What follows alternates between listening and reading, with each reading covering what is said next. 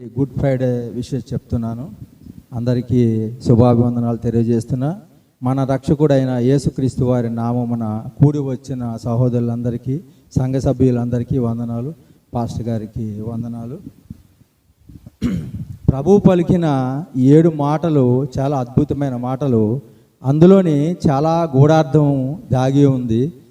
అది మనం ఎంతో బైబిల్ చదివితే కానీ అర్థం చేసుకోగలుగుతాం. మనం మనోనేత్రాలు తెరవబడితే అందులోని అర్థాలు తెలియజేసుకుంటాం. అటువంటి జ్ఞానాన్ని, ఆలోచనని దేవుడు మనకు కలుగజేయను గాక. ఇప్పుడు నేను చెప్పబోయే మాట నా వంతుగా, ఇప్పుడు ఇంతవరకు 4 మాటలు మన సహోదరులు చెప్పారు, చాలా చక్కగా వివరించారు. మరి నేను 5వ మాటను చెప్పాలని ఆశపడుతున్నాను. ఆ మాట ఏంటంటే, 5వ మాట, అటు తరువాత సమస్తమును అప్పటికి సమాప్తమైనదని యేసు ఎరిగి లేఖనము నెరవేరినట్లు నేను దప్పిగొనుచున్నానెను. ఇది యోహాను సువార్త 19వ అధ్యాయం 28వ వచనంలో ఉంది. ఏంటంట, అటు తరువాత సమస్తమును అప్పటికి సమాప్తమైనదని యేసు ఎరిగి లేఖనము నెరవేరినట్లు నేను దప్పిగొనుచున్నానెను. దప్పిగొనుచున్నాను. ఈ మాట 5వ మాట శ్రమ వాక్కుగా చెప్పచ్చు, శ్రమతో కూడిన వాక్కుగా చెప్పచ్చు. ఆయన ఎంతో శ్రమలో, వేదనలో ఉండి ఈ మాట పలకడం జరుగుతుంది. ఈ మాట చెప్పుకోవడానికి చాలా చిన్నదే, కానీ ఇందులో ఎన్నో విషయాలు దాగి ఉన్నాయి. ఎంతో విషాదంతో కూడుకొని ఉంది. దేవుడు దప్పికొనడు, ఎందుకంటే సర్వ సృష్టికర్త ఆయన, సర్వలోకాలని సృష్టించాడు. ఆయన దప్పికొనడం ఏంటి అంటే, లేఖనాలు నెరవేర్చడానికి ఈ మాట వాడబడిందని మనం అందరూ గ్రహించాలి. అక్కడ పరలోకంలో దేవతలు కానీ దప్పికొని మహిమలో ప్రవేశించినప్పుడు కానీ ఎవరు ఆకలి దప్పులు ఉండవని అంటారు కదా. మరి దేవుడు ఎలా దప్పికొన్నారంటే, దేవుని యొక్క దప్పిక వేరేగా ఉంది, మన దప్పిక వేరే విధంగా ఉంటుంది. ఇక్కడ ప్రభువారు అంటే ఈ లేఖనాలు నెరవేర్పు అన్నది ఎప్పుడు ఉందంటే, ఇంచుమించుగా ఒక దశాబ్దాలకు ముందు, 700 సంవత్సరాలకు ముందు ఈ లేఖనాలు అనేవి రాయబడ్డాయి. వాటి అనుసారంగా ప్రభువారు ఈ లేఖనాలు నెరవేర్చడానికి ప్రాధాన్యత ఇచ్చారు. ప్రతి విషయం కూడా, 7 మాటలు కూడా లేఖనాలు నెరవేర్చడానికే ఈయన ప్రాధాన్యం ఇచ్చారని ఒక విషయం మనకి తేటతెల్లమవుతుంది. ఇక్కడ 700 సంవత్సరాలకు పూర్వము ఆయన దావీదు గారి ద్వారా దేవుడు యేసుక్రీస్తు వారి శ్రమల గురించి ప్రవచన రూపంలో తెలియజేయడం. దానికి కారణం ఏంటంటే, గెత్సెమనే తోటలో తీవ్రమైన వేదనను అనుభవిస్తూ ఉదయం 9 గంటల నుండి మధ్యాహ్నం 3 గంటల వరకు సిలువలో శ్రమను అనుభవించారు. అంతకు మునుపు 24 గంటల ముందు నుంచి కూడా యేసుప్రభు వారు శ్రమలో చిత్రహింసలుగా గురి కాబడ్డారు. చిత్రహింసలు చేస్తున్నారు, ఇంకా ముందు రోజు నుంచి చేస్తున్నారు. చనిపోయి యేసుప్రభు వారు ప్రాణం విడిచేంత వరకు కూడా చాలా శ్రమలు, ఇబ్బందులు పెట్టారు. ఇందులో ఆయన ముందు రోజు నుంచి కూడా మంచినీళ్ళు కానీ ఆహారం కానీ ఏమీ భుజించలేదు, మొత్తం ఉపవాసం ఉన్నారు. ఎవరు పెట్టలేదు. శ్రమలు పెట్టేవారు తింటావా తాగుతావా అని ఎవరిని అడుగుతారా? శ్రమలు పెట్టడమే చూస్తారు. ఎందుకు? వాళ్ళందరూ కోపంతో ఉన్నారు. యేసుని హింసించాలి, చంపించాలి, సిలువుపై మరణం వేయాలి, సిలువు వేయాలని ఉద్దేశం మీద ఉన్నారు. కాబట్టి ఆయనకి మంచి ఆహారం పెట్టి మంచి పానీయం ఇచ్చి చంపుతారు ఎవరన్నా? అలా చెయ్యరు. అందుకొని ఆయన ఏమీ తీసుకోలేదు కూడా, ఇవ్వలేదు, తీసుకోలేదు, అని అడగలేదు. ఈ విధంగా ఉన్నప్పుడు ఆయనకి దప్పిక కొనడంలో దప్పిక కొనడం అనడంలో ఒక విచిత్రం ఏమీ లేదు. ఎందుకంటే శరీరధారుడుగా ఈ లోకానికి వచ్చాడు. శరీరధారుడుగా వచ్చారు కాబట్టి ఆయనకి మనిషి రూపంగా ఎన్నో అనుభవించారు కాబట్టి ఆయనకి దాహం అనేది వేయడంలో అతిశయాస్పదం లేదు. 100% ఇంత బ్రదర్ చెప్పినట్టు ఆయన 100% దేవుడు, 100% మనిషిగా ఈ భూలోకంలో మనిషిగా ఆయన జీవించారు, మరణం పొందారు. 100% దేవుడుగా ఆయన అద్భుత క్రియలు ఎన్నో చేసి ఎన్నో కార్యాలు చేశారు, చరిత్రలో నిలబడ్డారు. అటువంటి జీవ గ్రంథము ఈ గ్రంథంలో రాయబడి ఉంది. ఇలాంటి వాక్కులు ఎక్కడ ఏ గ్రంథంలో కూడా మనకి దొరకవు, వెతకన కనబడవు కూడా. ఈ శిలువ మరణము ఒక ఆసక్తికరమైన మరణం. ఈ సాధారణంగా ఒక మానవుడు అనుభవించే మరణాన్ని ప్రభువు యేసుక్రీస్తు వారు అనుభవించారు.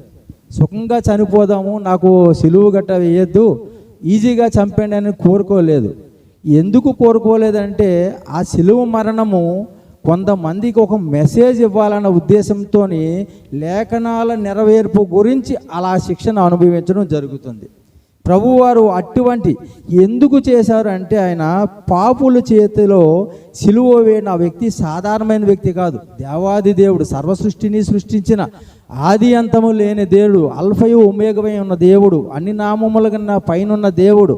ఆయనకి నిర్వచించడానికి మన జీవితకాలం సరిపోదు. ఈ భూమి మీద ఉన్న పుస్తకాలు కానీ ఏవి రాయడానికి కూడా సరిపోవు.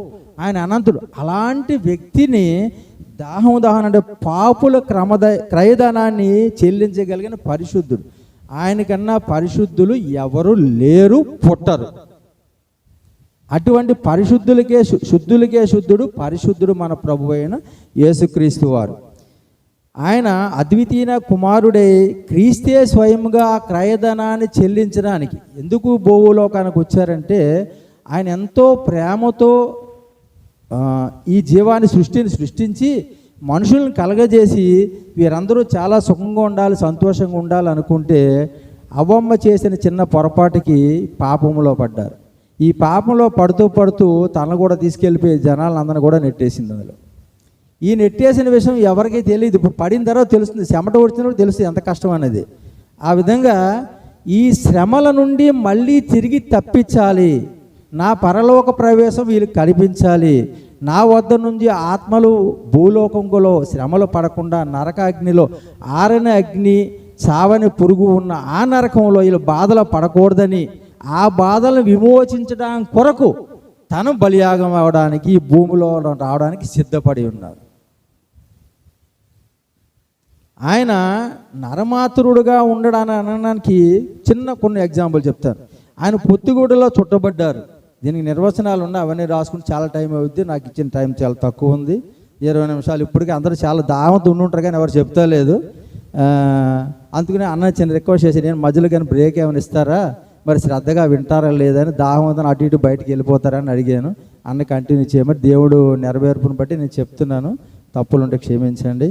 ఈయన పొత్తిగుడ్డలో చుట్టబడ్డారు, జ్ఞానమందు వయస్సు అభివృద్ధి పొందారు, బాల్యంలోనే సమాధ మందిరంలో ప్రశ్నలు సంధించారు. ఎందుకు మానవుగా ఆయన ఆకలిగా ఉన్నారు, శరీరంలో అలసిపోయారు, ఆయన నిద్రించారు, ఆయన ఏడ్చారు, మూలగడం కూడా జరిగింది, శిలువ మరణంలో మూలగడం కూడా జరిగింది. ఆ శ్రమలను బట్టి ఆయన అంటే శక్తి లేక కాదు, అక్కడ మనిషి రూపముగా మనిషి పడవలసిన బాధలన్నీ ఆయన శిలువలో అనుభవించారు. ఆయన ఆనందించారు కూడా. ఎందుకంటే మనము పరలోక రాజ్య ఒక మనిషి బాప్తీసం తీసుకుంటూ ఆనందించేవారుగా ఉన్నారు. ఆ విధంగా మన గురించి మనం మంచి పనులు చేసి మారు మనసు పొందితే ఆనందించేవారుగా ఉన్నారు. బాధపడేవారుగా నశించిపోయి ఆత్మ నరకంలో పడిపోతే ఎంత ఆనందిస్తారో అంతకన్నా ఎక్కువ బాధపడతారు. ఎందుకు, నా బిడ్డలు అయ్యో నన్ను దాటిపోతున్నారు, దూరంగా అయిపోతున్నారు బాధ, వేదన. ఆ వేదన వర్ణాతీతం, దాన్ని ఎవరు కూడా తీర్చలేనటువంటి బాధ అనమాట, నరకంలో పడిపోవడం వల్ల. ఇక్కడ దాహము కొన్నవారు ఎవరు? ప్రభువారు దాహం కొన్నారు. సర్వసృష్టిని సప్త సముద్రాల్ని సృష్టించిన యేసయ్య దాహమని భూమి ఆకాశాలను మేఘమండలాలను జలరాశులను సమస్త సముద్రాలను సృష్టించిన దేవుడు అరణ్యములో హాగరుకు నీటి బొగ్గను, ఇశ్రాయేలుకు బండలో నుండి నీళ్లు తెప్పించిన దేవుడు, మారాన్ని మధురంగా చేసిన దేవుడు, సమరయ స్త్రీని దాహమడిగి జీవజలం ఇచ్చిన దేవుడు, సమరయ స్త్రీని దాహమడిగి జీవజలాలు ఇచ్చాడు. దేవుని యొద్దకు వచ్చి మనం ఆ జీవజలాలు తాగితే, జీవజలం అంటే మినరల్ వాటర్, ఏదో ఫ్రెష్ వాటర్, అనిల్ అంబానీ తాగే వాటర్ జీవజలం కాదు. అది జీవజలం అంటే ఆయన యొక్క ప్రవచనాలు, ఆయనలో మారు మనసు పొంది ఆయన అడుగుజాడల్లో ఆయన మార్గంలో నడవడమే జీవజలం. జీవజలం అంటే ఇదేదో స్పెషల్ వాటర్ అని అందరూ అనుకుంటారేమో. జీవజలాలు అన్ని జలాలు ఉన్నాయి, ఇదేం జలం స్పెషల్ జలం అని అనుకుంటారేమో.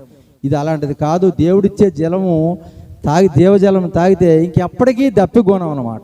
మరి యుగయుగములో ఆయన చెంత ఉంటే ఈ దాహం అనేది ఉండదు, దప్పిగనదు. అటువంటి జీవజలాన్ని ఇచ్చే దేవుడు మనకి ఎప్పుడు నిత్యము జీవజలాలు ఇవ్వడం గురించి ఆయన దప్పిగొన్నారు. ఆయన తృష్ణ ఏంటంటే నశించిపోవు ఆత్మలు ఆ నరకంలో పడి దాహం అని బాధ పడకూడదని ఆయన శిలువ మీద దాహం పడ్డారు. ఆ దాహం అక్కడ ఉన్న ఈ రోమా చక్రవర్తులు ప్రభు వారికి సిలువ వేసిన వాళ్ళకి ఎవరికి అర్థం కాలేదు. దాహం దాహం అంటున్నారు అంటే వాళ్ళు ఏమనుకున్నాడు, శారీరకంగా హింస పెట్టాము, బాధ పెట్టాము కాబట్టి ఈయన అలసిపోయి ఉన్నాడు, దాహం అని అన్నారు. అందుకని చేదు చిరకను ముంచి యేసు ప్రభు వారి నోటికి ఇవ్వడం జరిగింది. అక్కడ చేదు చిరకని ఇవ్వడం ఎందుకంటే, ఒక వాక్యం చదువుతాను. కీర్తన 22వ అధ్యాయము 15వ వచనం ఒకసారి చూడండి. ఓకే అక్కడ ఏమంటున్నారు, నా నాలుక నా దవడలకు అంటిపోతుంది అంటున్నారు. అంటే ఆయన ఉదయం నుంచి 9 నిన్న ముందు రోజు నుంచి ఉదయం 9 నుంచి మధ్యాహ్నం వరకు ఎండలోని, అంటే చాలా చిత్రహింసలకు గురి చేయబడి ఆయన సొగసైన సుందరమైన రూపాన్ని దాని వికృతంగా తయారు చేసేసారు. అంత ఘోరంగా తయారు చేసిన ఆ వ్యక్తి దాహం అంటున్నాడు. ఆయన అంటే నోరు ఎండిపోయింది, మనిషిగా వాళ్ళందరూ మనిషిగానే చూస్తున్నారు, సిలువ మీద మనిషిగా చూస్తున్నారు. కానీ ఈయన దేవాది దేవుడు అన్న ఆలోచన వాళ్ళకి లేదు. అక్కడ మనిషిగా వాళ్ళతో కలిసిమెలిసి తిరిగాడు.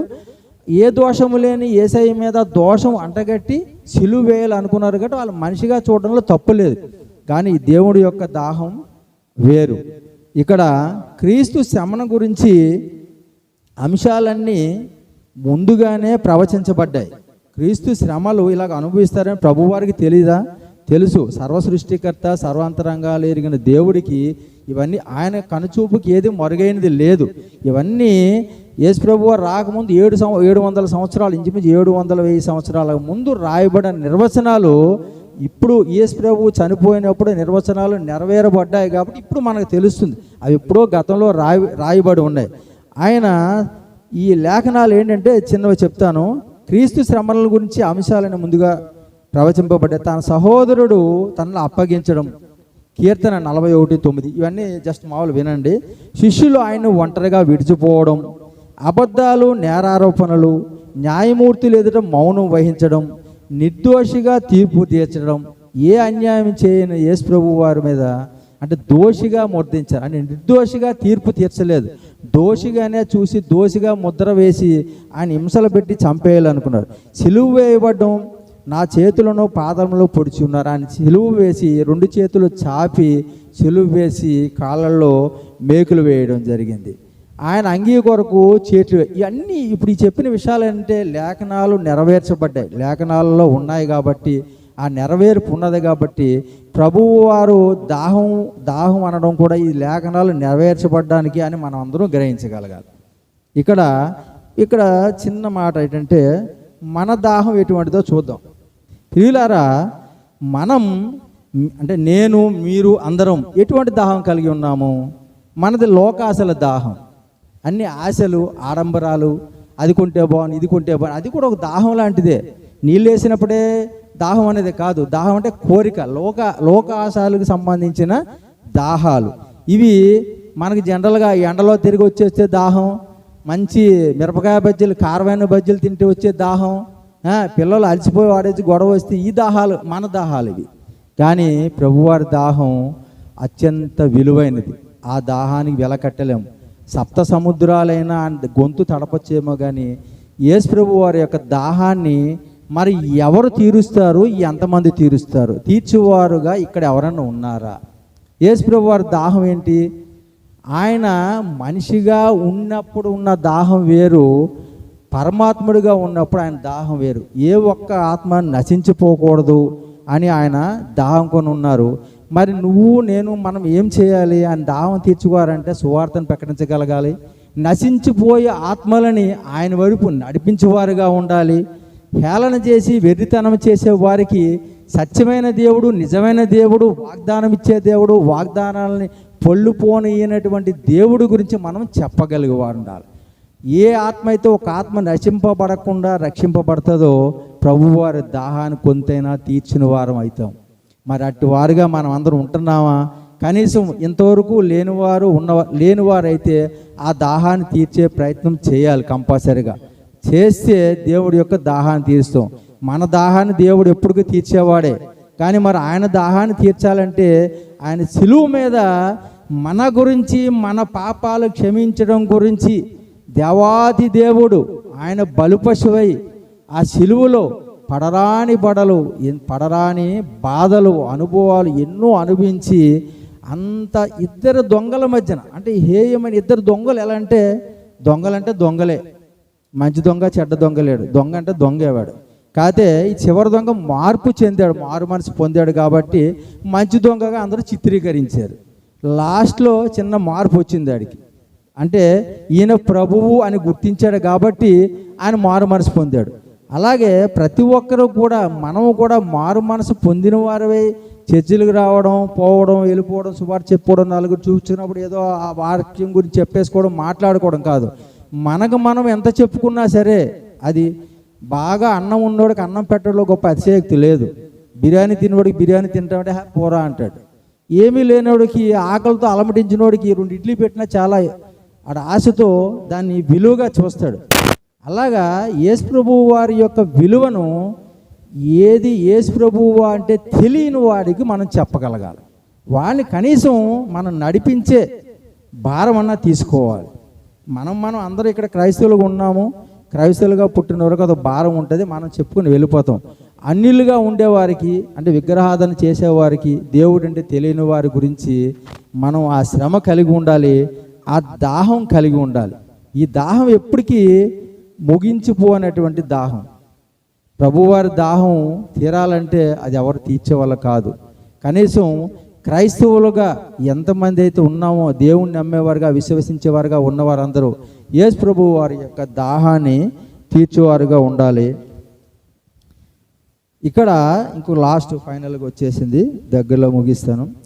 నేను దప్పికొన్నాను అనే మాట ప్రాథమికంగా సంఘాన్ని ఉద్దేశించి తన ప్రజల ప్రేమ ఆప్యాయతల కొరకు తను దప్పికొన్నాడు. ఈ మాట బయట విన్న వాళ్ళకో, మైక్ పట్టుకున్న నాకో వర్తించదు, సంఘంలో ఉన్న వాళ్ళందరికీ వర్తిస్తుంది. సంఘాన్ని ఉద్దేశించి నా దప్పిక తీర్చండి ఒక విధంగా వేడుకుంటున్నాడు. ఆయన వేడుకోవడం కాదు, ఆర్డర్ అయ్యచ్చు.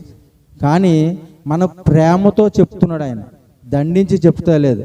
ప్రేమగా ఆయన ప్రేమను చూపించి, ఆయన సాక్షిగా జీవించి మనల్ని కూడా సాక్షిగా జీవించమని ప్రతి విషయం కూడా ఒక దేవునికి ఒక సాక్షిగా మనం చెప్పుకోగలిగితే అంతకన్నా ధన్యత ఏముండదు. ప్రతివారు మనం సాక్షిగా చెప్పుకోవాలి. ఆప్యాయత కొరకు విమోచింపబడిన పాపి అట ఆయన దాహాన్ని తీరుస్తారట. ఎవరు తీరుస్తారట? విమోచింపబడిన, అంటే నరకానికి వెళ్లకుండా బయటపడి దేవుని చెంతకు చేరబోయే పాపి మారు మనసు పొందితే దేవుని యొక్క దాహాన్ని తీర్చేవారుగా ఉన్నాడు. అటువంటి పాపులు, అంటే మనం ఎక్కడికి వెళ్ళి రోడ్డు మీదకి వెళ్ళి ఇప్పుడు పాపాత్ములందరినీ ఎతకాల అవసరం లేదు. దేవుణ్ణి అంగీకరించిన వాళ్ళు అందరూ కూడా మరి ఆ దాహంలో పడిపోతారు. ఈ దాహం అనడానికి అక్కడ లాజర్ డబ్బున్న లాజరు ఎంతో సుఖభోగాలు అనుభవించాడు, చనిపోయాడు. సువార్త వినలేదు, లెక్క చేయలేదు. అప్పుడున్న స్థితి అలాంటిది. అంటే డబ్బున్నాడు కిందగా చూస్తాడంటే చోటు పైగా చూస్తుంటాడు. అలాగా ఆయన స్థితిని బట్టి గర్వించి అంతా చేసి పేదలను చూడకుండా, కనికరించకుండా చనిపోవడం జరిగింది. చనిపోయిన తర్వాత ధనవంతుడు అయితే చనిపోయిన తర్వాత అప్పుడు తెలిసిన దాహం అంటే ఏంటో. ప్రభువా, మీరు చెప్పినప్పుడు ఈ సువార్త వినలేదు, నా ఇష్టానుసారంగా నేను బతికి చాలా తప్పు చేశాను అని మీ చిటికిన వేలు కొనన్నా ముంచి ఇవ్వండి, దాహం అన్నాడు. అటువంటి, అంటే నరకంలో పడి అటువంటి దాహం మనం పడకుండా ఉండాలని కోరుకుంటున్నాను. అటువంటి దాహం మనకి ఎప్పటికీ ఉండకూడదు. ఈ లోకా సువార్త 16:24 ఒకసారి చూడండి. లోకా సువార్త 16:24. రక్షింపబడిన పాపుల ఆత్మరోధనే ఇదే దాహం. వారు దేవుని ఉగ్రతను భరిస్తూ యుగములు అగ్నిగుండంలో రోధిస్తారు. ఆయనను నీ ప్రభువుగా, అంటే సర్వలోక సృష్టికర్త అయిన ప్రభువుని మనం అంగీకరించి మన హృదయంలో నిలుపుకొని వారుగా ఉండాలి. ఆయనకు నీ ఆత్మను అప్పగజెప్పుకోవాలి. ప్రభువా, నాపై నీ పూర్తి సర్వాధికారం నీదే. సర్వసృష్టిని సృష్టించిన సృష్టికర్తకు నీ అధికారం తీసుకోవడం గొప్ప లెక్క కాదు, కానీ నీకు స్వతంత్రం ఇచ్చాడు బతకమని. ఆ స్వతంత్రాన్ని తీసుకుంటే ఏమంటామంటే అన్నీ ప్రభు చేతిలో పెట్టుకుని నా విధంగా నేనేం బతుకుతానంట. అంటే మంచి చెడు నీకు తెలుసు కాబట్టి మరి అక్కడ విచ్చలవిడితనంతో బ్రతకమని కాదు, దేవుని యందు భయభక్తులు కలిగి ఆయన మార్గంలో నడుచువారుగా ఉండాలని అక్కడ ఫ్రీడమ్ ఇచ్చాడు. ఆ ఫ్రీడమ్ అంటే ఫ్రీడమ్ ఇష్టం వచ్చినట్టు మనం తిరగడానికి చేయడానికి కాదు. కొంతమంది ఏంటంటే ఆ ఫ్రీడాన్ని దుర్వినియోగం చేసుకుంటున్నారు. సెల్ ఫోన్ అందరి చేతిలో ఉంటుంది, మంచి ఉంది చెడు ఉంది. మంచిగా వాడుకుంటాడు, మంచి బాగుపడుతున్నాడు. చెడు చూసినాలు చూసిన వాళ్ళు చెడిపోతున్నాడు, నరకాలకు పోతున్నాడు. లేనిపోని కేసుల్లో అట్లా విరుక్కుంటున్నారు. మేము పోలీస్ డిపార్ట్మెంట్ గట్రా ఆ మాట చెప్తున్నాను. ఏంటంటే లోకాశలు ఎక్కువైపోయి సెల్ ఫోన్లు చూసి అందులోకి వెళ్ళిపోయి లేనిపోయిన ఇబ్బందులు వాళ్ళు ఇబ్బంది పడుతూ మమ్మల్ని కూడా ఇబ్బంది పడుతున్నారు. కోర్టు చుట్టూ తిప్పుతున్నారు. వాటి చుట్టూ పట్టుకుని ఆ ఫైళ్ళు పట్టుకుని తిరగడం చేయడం, ఆఫీసర్లకి వాడి గురించి టెన్షను, వాళ్ళని బ్రీఫింగ్ ఇచ్చి కోర్టు దగ్గర తీసుకొచ్చి ఇలా చెప్పమ్మా అలా చెప్పమ్మా అని మేము ప్రాధాయపడ్డాం. తప్పు చేసినాడు బాగానే ఉన్నాడు, చేయించుకునేవాడు బాగానే ఉంది, మధ్యలో వచ్చి మాకు మధ్యలో మేలని మాకు ఇబ్బంది పడుతున్నాం. ఇటువంటి ఇబ్బందులు ఎవరో కూడా మీలో ఎవరో పడకూడదంటే, ముఖ్యంగా యువత ఒక్క నిమిషం వినండి.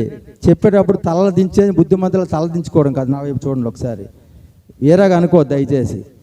యువత అనేవారు కూడా సెల్ ఫోన్ ఎంతగా ఉపయోగిస్తారో, ఎంత కమ్యూనికేషన్ ఇస్తుందో, విలువనిస్తుందో, దాని పక్కనే సాతాను రెడీ కూర్చొని ఉంటాడు. దేవుని ప్రార్థిస్తున్నావంటే వాడు పక్కనే ఉంటాడు. నువ్వు ఏమాత్రం అలసట చెంది వద్దులే అమ్మ వచ్చేయమ్మ నా దగ్గరికి వచ్చామ్మ నేను ఆడిస్తానంటాడు. నిన్ను ఆడించాడంటే ఒకసారి ఓపెన్ చేస్తే దాన్ని మనం ముయ్యడం మన వల్ల కాదు, వెళ్తానే ఉంటుంది ఏలు. అలా నేను కూడా చాలాసార్లు ఒక్కోసారి ఏదైనా వార్తలు ఈ యేసు ప్రభు అంటే చూస్తే మధ్యలో ఏదో వచ్చేస్తుంది మా మెసేజ్ అంటే ఈ వెళ్ళిపోయి చూసారు 12 ఒంటికి అయిపోయి అయ్యి బాబు 12 ఒంటికి అయిపోతే డ్యూటీకి వెళ్ళాలని మూసేయడం జరుగుతుంటుంది. అలా కాకుండా మాదంటే అయిపోయింది. మీరు ఎదిగే వయసు, భవిష్యత్తులో ఎదగవలసిన వాళ్ళు కాబట్టి సెల్ ఫోన్ జాగ్రత్తగా వినియోగించుకోండి. ఇందాక బ్రదర్ చెప్పినట్టు తల్లిదండ్రుల మాటకి లోబడి ఉండండి, వినవిధేతలు కలిగి ఉండండి. వినవిధేతలు కంటే చేతులు కట్టుకుని నిలబడి అమ్మ చెప్పమ్మా ఏం చేయమంటావు అని అనడం కాదు. వాళ్ళ మాటలు విని శ్రద్ధగా విని వాళ్ళ వాక్యానుసారం దేవుని యందు భయభక్తులు కలిగి, పెద్దల యందు భయభక్తులు కలిగి జీవించాలని కోరుకుంటున్నాను. లాస్ట్లో ప్రభువా చిన్న ప్రార్థన చేద్దాం. ప్రభువా సిలువలో మిక్కిలి వేదన అనుభవిస్తూ మిక్కిలి దాహము కొన్న ప్రియ రక్షక, నాకు ఆత్మీయ ఆకలిని, నాకు ఆత్మీయ దాహాన్ని పుట్టించి ప్రభువా అని మనం ఎప్పుడు దేవుని ప్రార్థించుకోవాలి. ప్రభువుని ఆత్మీయ దాహం, ఆత్మీయ ఆహారం. ఇక్కడ మందిరంలో ఆత్మీయ ఆహారం, బయట ఆహారం వేరు. మనకు అన్నిటికన్నా ఈ ఆహారం ఉంటే ఆహారం అది ఎలాగన్నా లేకపోయినా మన జీవింపజేస్తుంది. ఆహారం వల్ల దేవుడు మనిషి జీవింపలేడు, కానీ వాక్యం చేత తన బ్రతుకును మార్చుకుంటున్నాడు, స్థిరపరచుకుంటున్నాడు. మరి మేము ఎక్కడో వరంగల్ ఉండోళ్ళం దేవుని కృపను బట్టి ఈ మమ్మల్ని దేవుడు పట్టుకున్నాడు కాబట్టి వరంగల్ నుంచి చాలా బాధపడుకుంటూ వచ్చాం. ఇక్కడికి విజయనగరం వచ్చి ఒంటరిగా వచ్చాను. కానీ ఇప్పుడు నాకు ఎంతమంది ఉన్నారంటే చాలామంది అయిపోయారు. వీళ్ళందరూ నా చుట్టాలు, నా సహోదరులు, నా అన్నదమ్ములు, అక్క చెల్లెళ్ళు. ఎందుకంటే ఏదైనా విషయం జరిగితే వాళ్ళు వచ్చేదానికన్నా వీరందరూ ముందు వస్తారు. నాకు ఈ ఘనత దేవుడు మాకు ఇచ్చాడు. అప్పుడు ఎంత బాధపడవచ్చామో ఇప్పుడు అంత సంతోషిస్తున్నాము. చక్రమైన మందిరం దొరికింది, ఆశ్రయం దొరికింది, అన్ననీళ్ళలో మరింత ఎదుగుతున్నాము. అలాగే ప్రతి ఒక్కరూ కూడా ఈ వాక్యానుసారంగా జీవిస్తూ అన్న చెప్పినవి పాటిస్తూ మీ బ్రతుకుల్లో స్థితిగతులు మార్చుకుంటూ మీరు ఒక మాదిరికరంగా ఉంటూ అందరికీ మీరు సాక్షిగా జీవితంగా ఉండాలని కోరుకుంటూ ఈ దేవుడి చిన్న మాటను దీవించి ఆశీర్వదించును గాక. ఆమెన్.